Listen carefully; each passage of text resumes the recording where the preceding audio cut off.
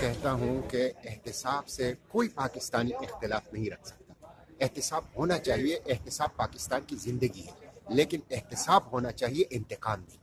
یہ جو اس وقت نیب کر رہی ہے، آپ دیکھیں پروفیسر جاوید کی لاش کو بھی ہتکڑیاں لگی ہوئی تھی، اور راؤ انور جس کو عدالتی آبزرویشن کے مطابق 440 افراد جس نے قتل کر دیے تھے، اور جو میں سمجھتا ہوں ٹیررسٹ ان یونیفارم تھا، باوجود ایک مجرم کے ان کے لیے رات کو عدالتیں کھلتی ہیں اور ان کے ہاتھوں میں ہتھکڑیاں نہیں لکھائی جاتی. پرویز مشرف نے 2 دفعہ آئین توڑا، 138 ارب ڈالر کا نقصان کیا، 75,000 پاکستانی قتل کیے. وزیر اعظم کہہ رہا ہے کہ یہ پاکستان کی جنگ نہیں، یہ امریکہ کی جنگ ہے اور یہ جنگ ہم نہیں لڑیں گے.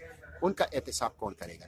ہم نے پاناما پیپرز کا کیس سپریم کورٹ لے گئے ہیں اور ہماری پیٹیشن کے نتیجے میں نواز شریف نائی ہو گئے تھے، لیکن ہم نے 436 افراد کے خلاف کیس کیے ہیں. کیوں باقی 435 افراد کا احتساب نہیں ہو رہا؟ خود حکمرانوں کے صفوں میں جو شوگر مل مافیا ہے، جو پاناما پیپرز کے